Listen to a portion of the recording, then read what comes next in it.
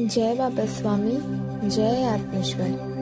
पुण्य आत्मा अवतरण के हमारे इस ग्रंथ पठन के सत्र में मैं आप सबका पूर्ण हृदय से स्वागत करती हूँ। ग्रंथ पठन की शुरुआत हम गुरु आह्वान से करते हैं।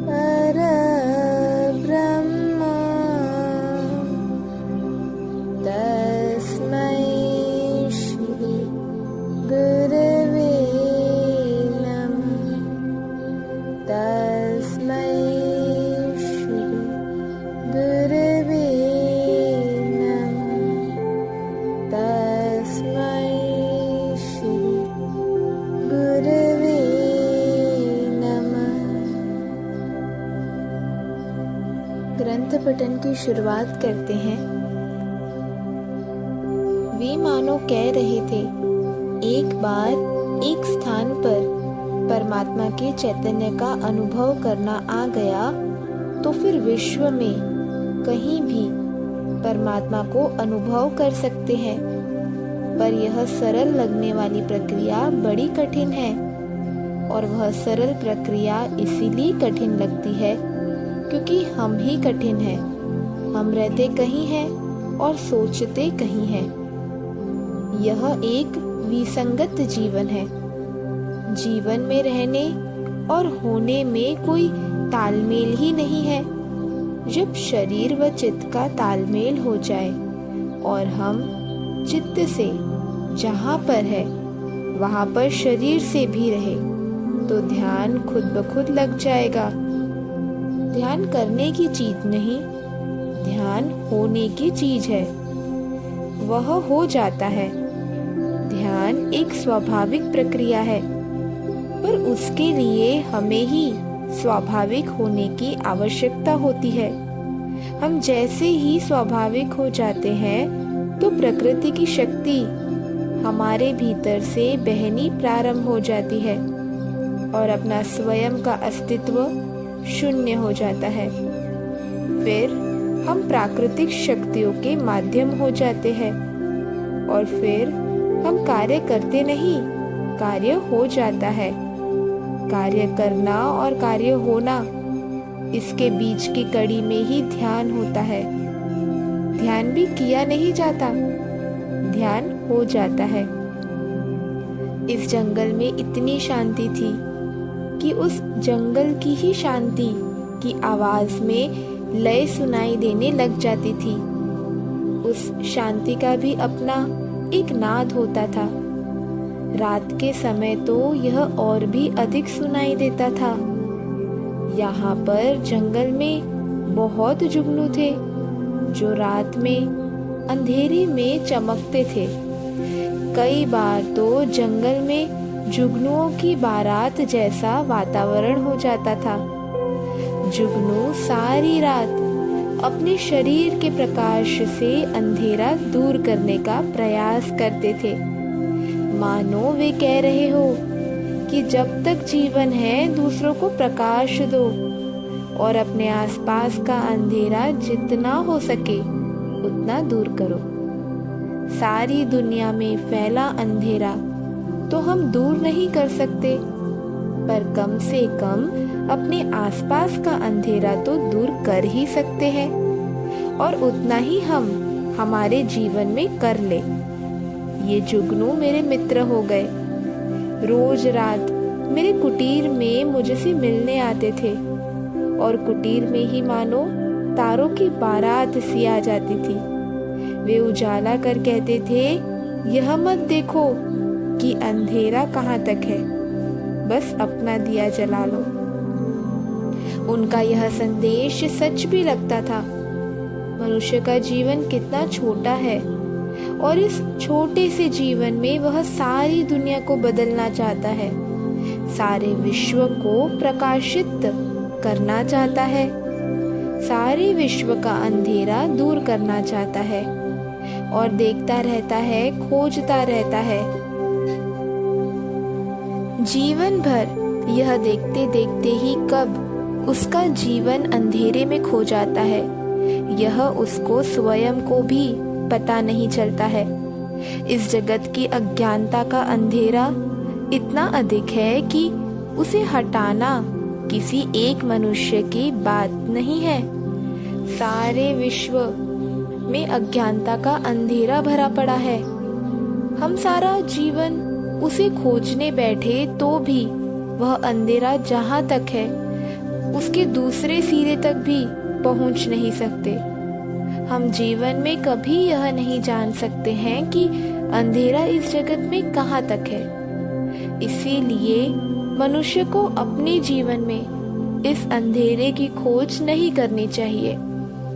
हाँ, बस अपना आत्मदीपक जला लेना चाहिए और इस प्रकार इस जगत का प्रत्येक मनुष्य अपना आत्मदीपक जला ले तो हो सकता है कि इस जगत में अंधेरा बाकी ही नहीं रहे और सारे विश्व में उजाला ही उजाला हो। ठीक इसी प्रकार मनुष्य भी दूसरों के दोषों को देखने में और दूसरों के दोष खोजने में, कहाँ क्या बुरा हो रहा है, कहाँ क्या ठीक नहीं हो रहा है, यह ढूंढने में ही अपना सारा जीवन व्यतीत कर देता है और दूसरों के दोष देखकर भी वह दूसरों के दोष दूर नहीं कर पाता है। जो मनुष्य खुद के ही दोष दूर नहीं कर पाता है, वह दूसरों के दोष कैसे दूर कर पाएगा। इसीलिए मनुष्य ने जीवन में अपना समय दूसरों के दोष दूर करने में व्यतीत नहीं करना चाहिए। मनुष्य ने आत्माभिमुख होना चाहिए और पहले अपने ही दोष खोजने चाहिए। अपने भीतर के मन के अंधेरे को दूर करना चाहिए। मनुष्य अपने दोष दूर कर सकता है क्योंकि वे दोष उसके अपने करीब है, अपने पास है और पास होने के कारण उन्हें दूर करना आसान होता है। मनुष्य ने सदैव जीवन में दूसरों के दोष दूर करने की जगह अपने स्वयं के दोष दूर करने चाहिए, क्योंकि मनुष्य अपने जीवन में ठीक से इतना भी नहीं कर सकता है। यानी मानव जीवन कितना छोटा है, इसका अंदाजा इसी बात से लगाया जा सकता है। यह अंदाजा जिस दिन मनुष्य को आ जाएगा, वह अपने जीवन का बहुमूल्य समय कभी भी यूं ही दूसरों के दोष देखने में नहीं गवाएगा और फिर इन जुगनुओं की तरह पहले अपने ही दोष दूर करेगा और ज्ञान का प्रकाश छोटा सा ही क्यों न हो फैलाएगा और इस जगत का अंधेरा दूर होगा या ना हो, इससे उसे कोई लेना देना न होगा। वह तो अपने आसपास का अंधेरा अवश्य दूर कर लेगा और फिर भले ही इस जगत में अंधेरा हो, उसके आसपास उजाला ही होगा। अपना आत्मदीपक जलाने के लिए पहले मनुष्य को शांत वातावरण की आवश्यकता होती है, ताकि मनुष्य अपने भीतर जाग सके, अपनी आत्मा का एहसास कर सके, अपनी आत्मा के महत्व को समझ सके और अपनी आत्मा के सानिध्य में जा सके। वह जैसे जैसे इसका अभ्यास करेगा, वैसे वैसे उसकी आत्मा के साथ संपर्क घनिष्ठ होगा और जैसे जैसे आत्मा के साथ घनिष्ठता बढ़ेगी, वैसे वैसे आत्मा के प्रकाश का एहसास मनुष्य को होगा और फिर भीतर से ही सारे विश्व का ज्ञान मिलना प्रारंभ हो जाएगा। मुझे एकदम लगा कि सद्गुरु के सानिध्य में प्रत्येक अणु रेणु, प्रकाशित होता है। प्रत्येक स्थान पर, प्रत्येक कण कण में उनके प्रभाव का पता लगता है। आज जीवन का इतना बड़ा रहस्य गुरुदेव ने एक जुगनू के माध्यम से समझाया। वास्तव में मेरे गुरुदेव बड़े दयालु हैं। वे अपने संदेश अलग अलग माध्यमों से देते रहते हैं।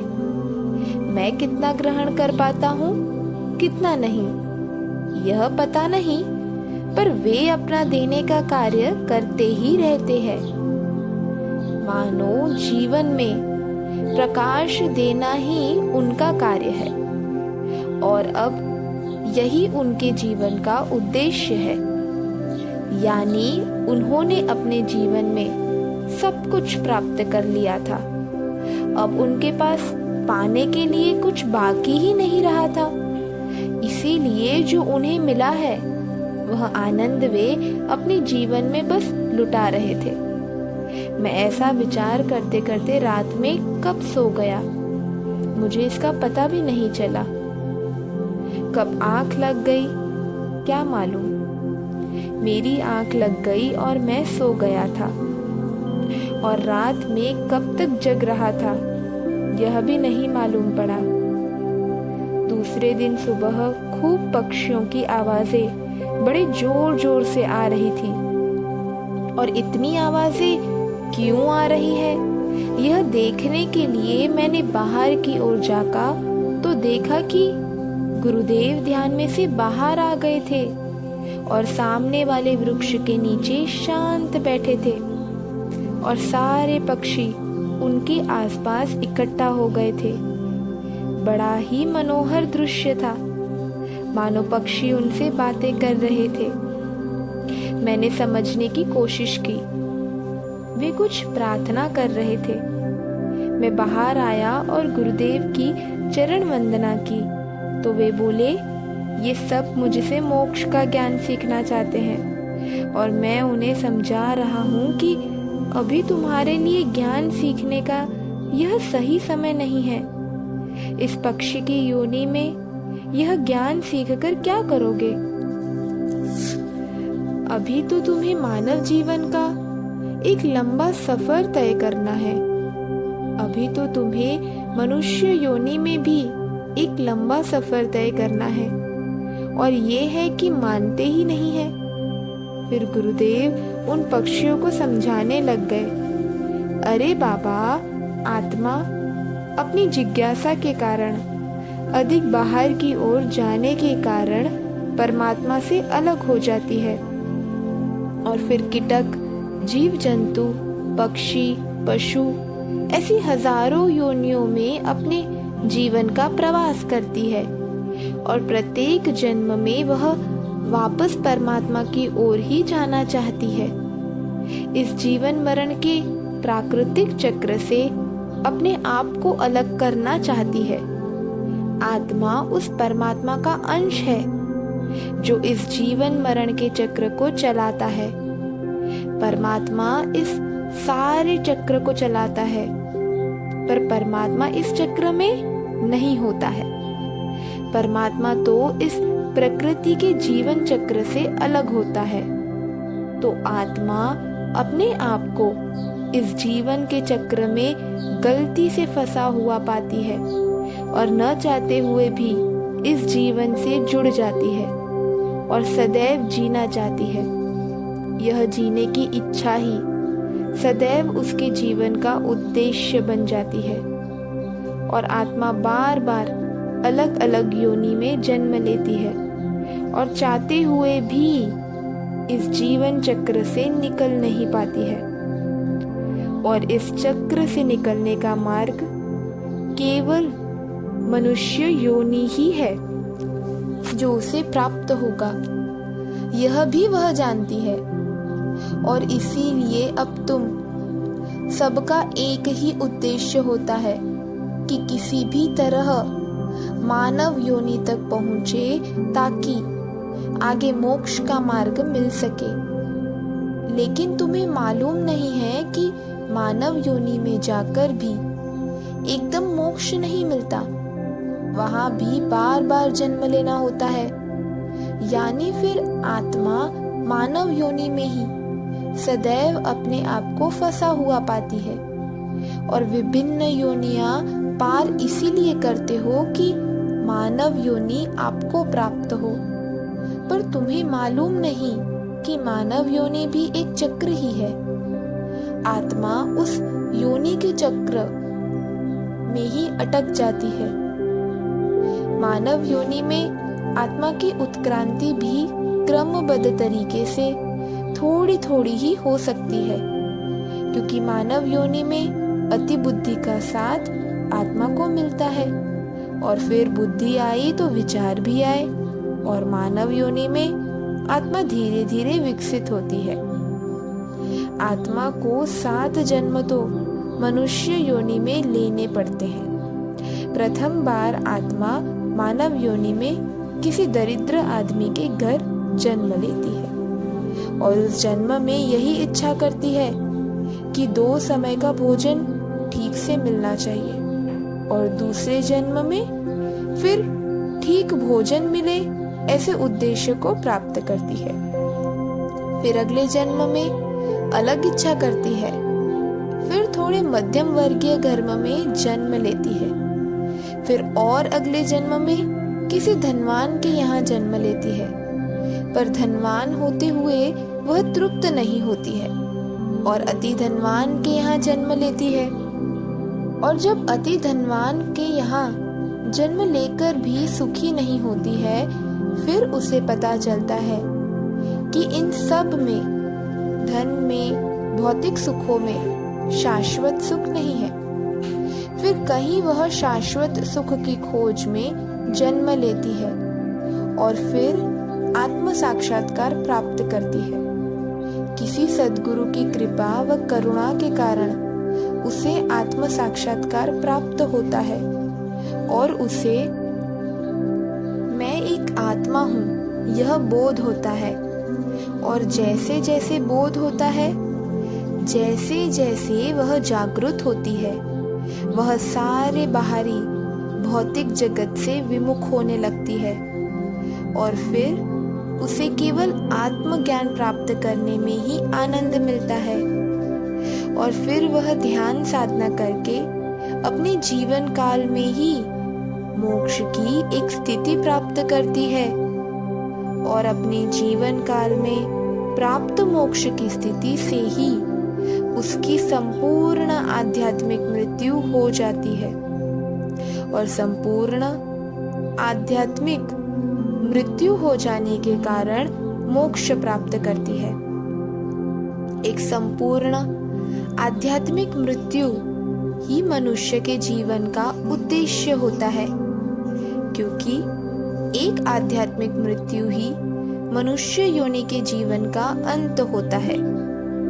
आध्यात्मिक मृत्यु मानव जीवन की संपूर्ण मृत्यु है, यानी अब भोगने के लिए कुछ रह ही नहीं गया है। मृत्यु 3 प्रकार की होती है। पहली मृत्यु होती है अधिभौतिक मृत्यु, यानी असमय आने वाली मृत्यु। अचानक शरीर में कोई बड़ी बीमारी हो जाए और जीवन बाकी रहा हो और मृत्यु हो जाए तो वह अधिभौतिक मृत्यु होती है। अगर अच्छी चिकित्सा सुविधा व उपचार हो तो इस मृत्यु से मनुष्य बच सकता है। मनुष्य अधिकतर इसी मृत्यु से मरता है। दूसरी होती है अधिदैविक मृत्यु। यह मृत्यु आत्महत्या करके होती है या किसी दुर्घटना के कारण होती है। इसमें भी अचानक मृत्यु हो जाती है, जबकि जीवन बाकी रहता है, जीने की इच्छा बाकी रहती है, अब मृत्यु हो जाती है। तीसरी मृत्यु होती है आध्यात्मिक मृत्यु। यह मृत्यु मनुष्य योनि की समग्र मृत्यु है। इस मृत्यु के बाद पूर्ण मोक्ष मिलता है, क्योंकि न जीने की कोई इच्छा रही और न जीने का कोई उद्देश्य रहा। पर इस प्रकार की मृत्यु प्राप्त करने के लिए मनुष्य को भी कई जन्म लेने पड़ते हैं। इस मृत्यु में शरीर का मोह भी छूट जाता है।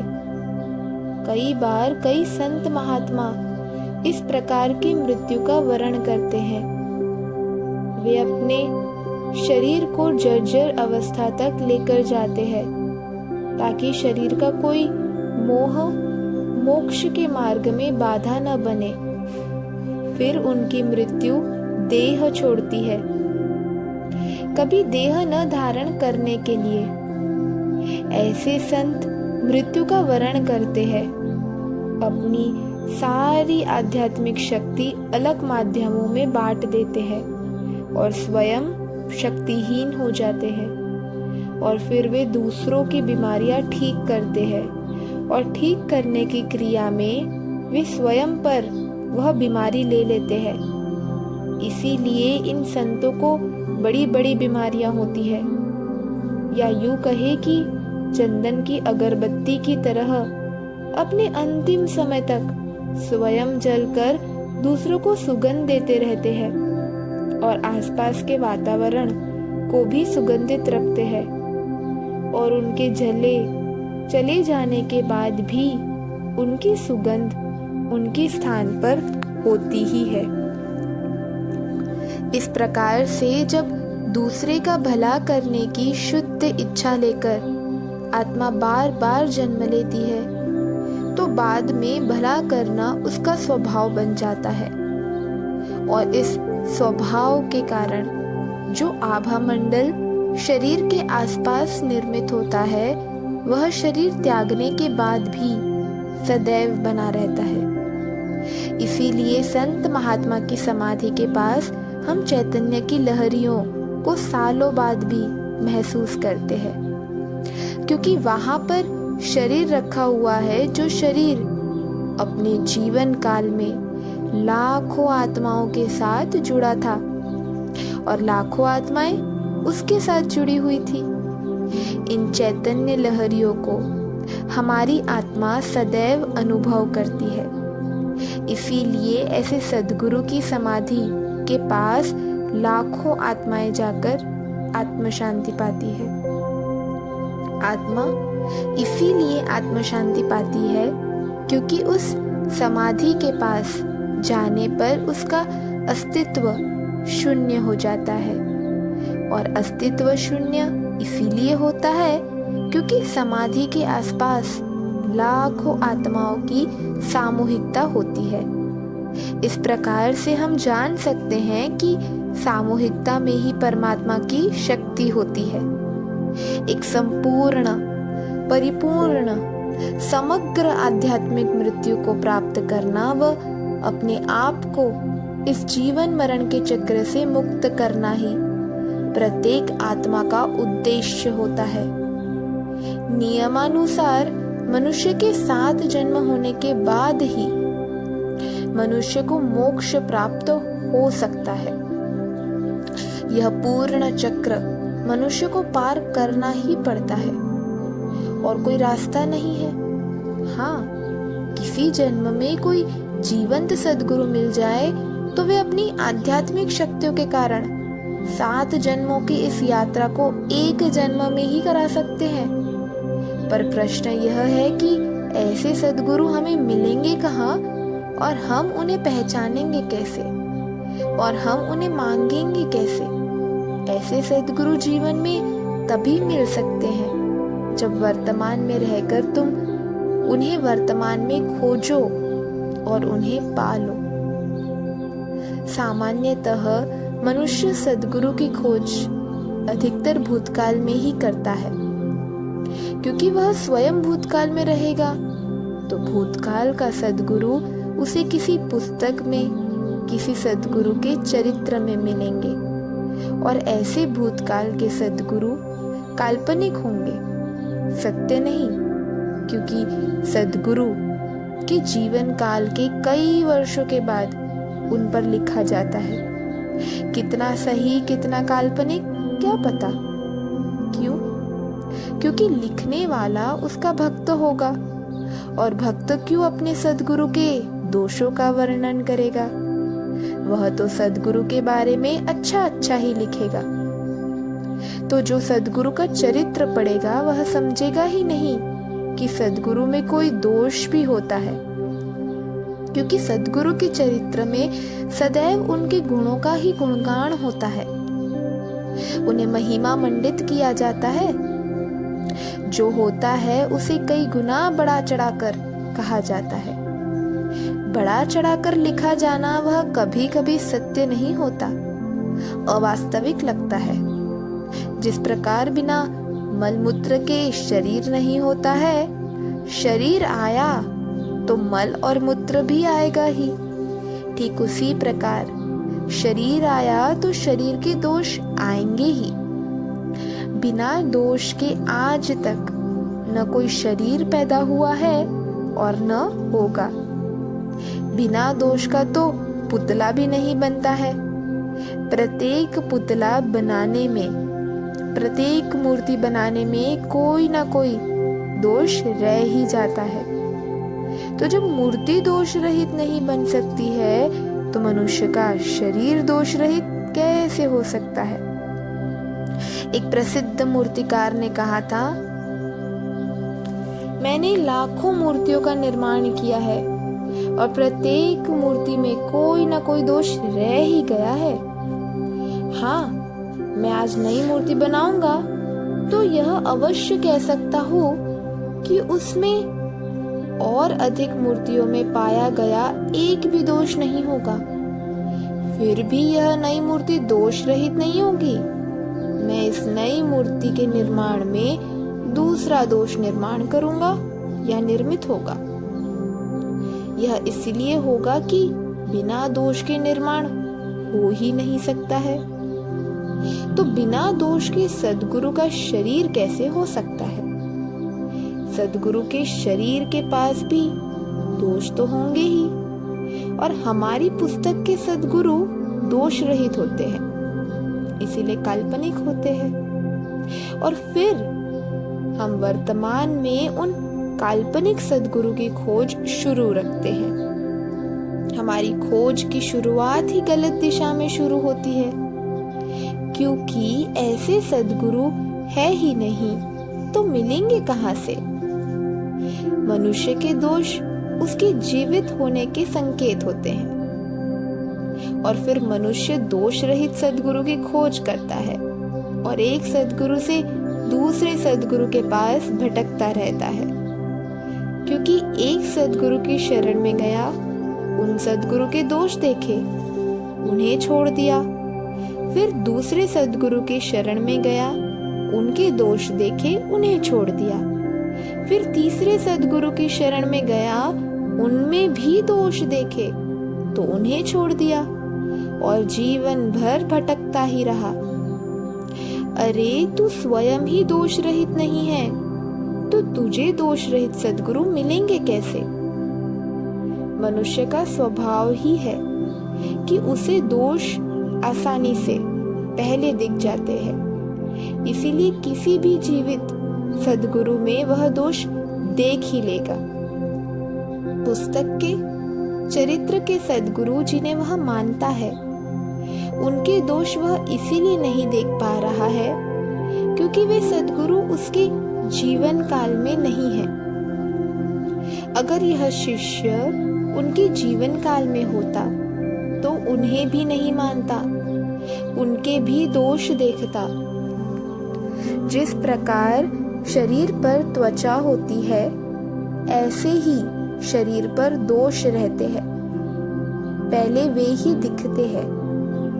जीवंत सद्गुरु किसी को अपनी ओर आकर्षित नहीं करना चाहते, इसीलिए वे अपने दोषों को छुपाएंगे ही। और वास्तव में सद्गुरु तो औलिया होते हैं, वे आचरण से भी परे हैं। उल्टा उनका आचरण ही माया है जो हमें भ्रमित करती है। ये सद्गुरु अपने दोषों को भी प्रसारित करते रहते हैं ताकि वे दोष देखकर लोग उनसे दूर हो जाएं। इन सद्गुरुओं के दोषों से बचने का एक ही मार्ग है, वह है समग्र समर्पण। क्योंकि समग्र समर्पण के बाद दोष दिखेंगे ही नहीं। समर्पण सदैव शरीर का शरीर के प्रति नहीं, आत्मा का आत्मा के प्रति होता है। जय बाबा स्वामी, जय आत्मेश्वर। अब हम सब मिलकर कुछ देर ध्यान में जाएंगे।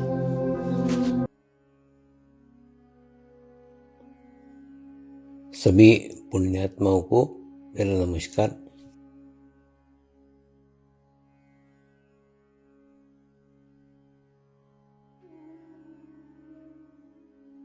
गुरुर्ब्रह्मा गुरुर्विष्णु गुरुर्देवो महेश्वरा, गुरु साक्षात् परब्रह्म तस्मै श्री गुरुवे नमः।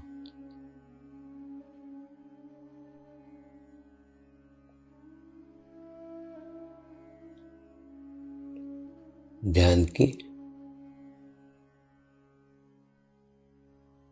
उस स्थिति में जाएंगे जहाँ शरीर भाव पूर्णतः समाप्त हो जाता है।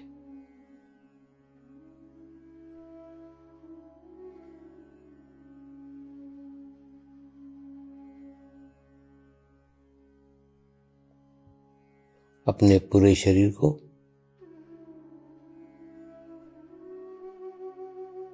पूर्णतः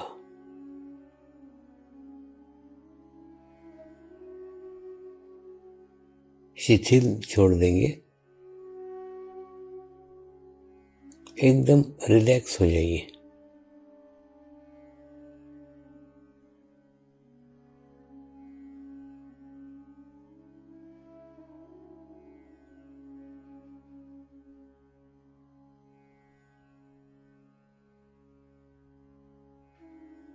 मेरे साथ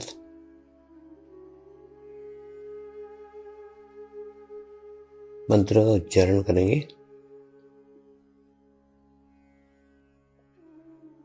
मैं एक पवित्र आत्मा हूँ।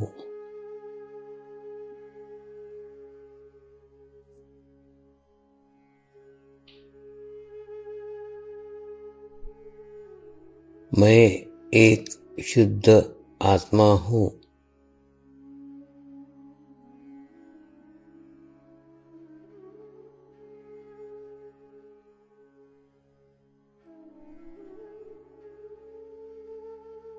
मैं एक पवित्र आत्मा हूँ।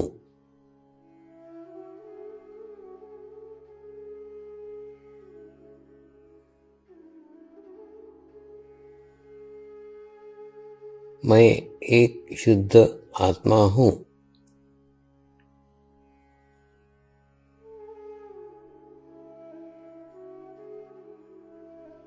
मैं एक पवित्र आत्मा हूँ।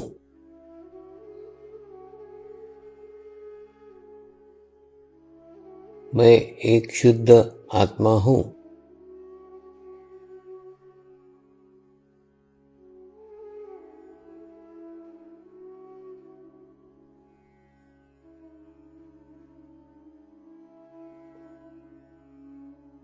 अभी इसी आत्मा भाव को बनाए रखते हुए गुरु मंत्र का उच्चारण करेंगे।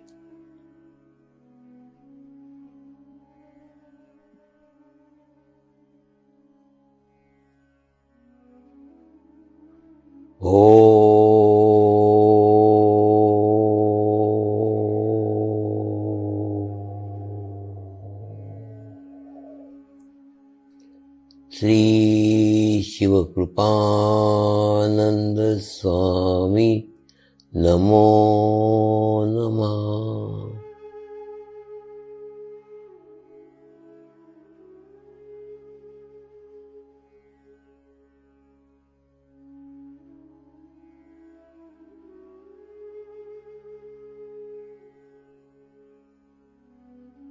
ओम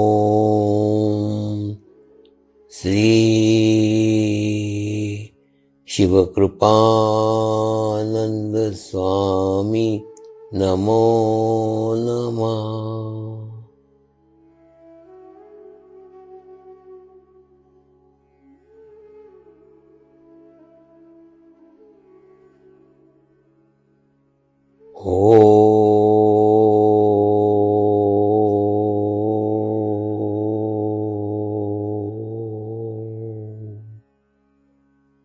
श्री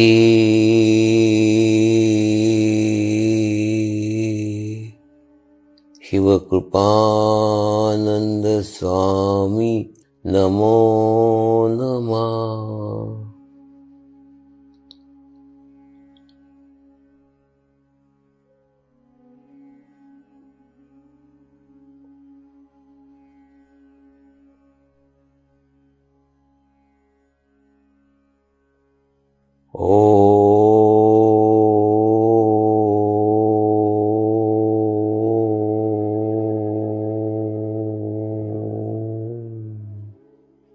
श्री शिव कृपानंद स्वामी नमो नमः।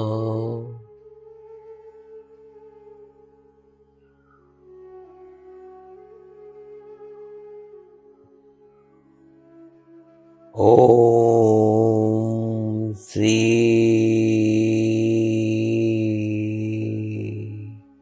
शिव कृपानंद स्वामी नमो नमः।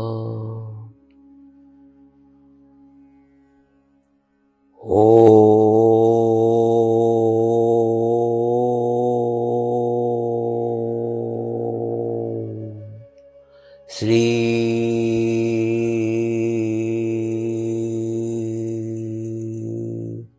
शिव कृपानंद स्वामी नमो नमः।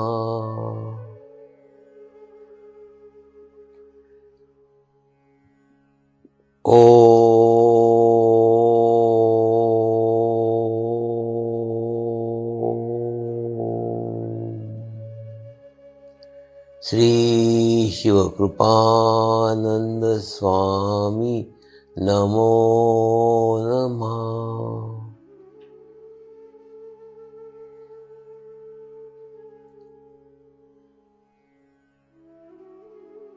ओम श्री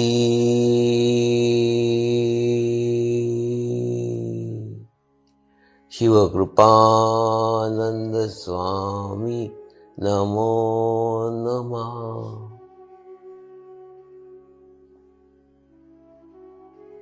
ओम श्री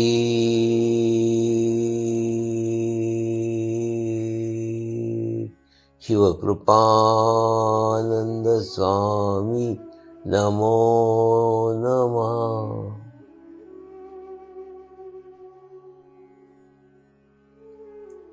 अब आप अपना चित्त सहस्त्रार पर रख के थोड़ी देर के लिए ध्यान में जाएंगे।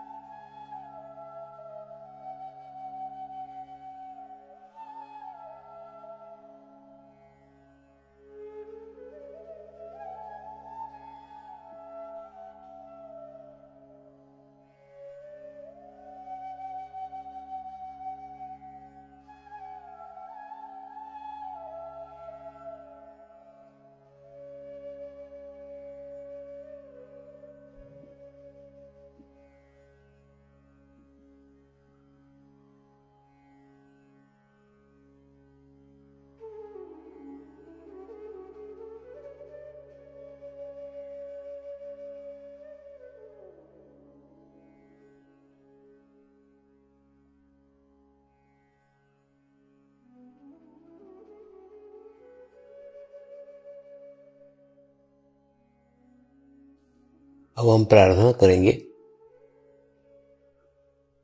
सभी आत्माओं की आत्म उन्नति हो, आध्यात्मिक प्रगति हो। यही हमारी प्रभु से प्रार्थना है। नमस्कार। जय आत्मेश्वर।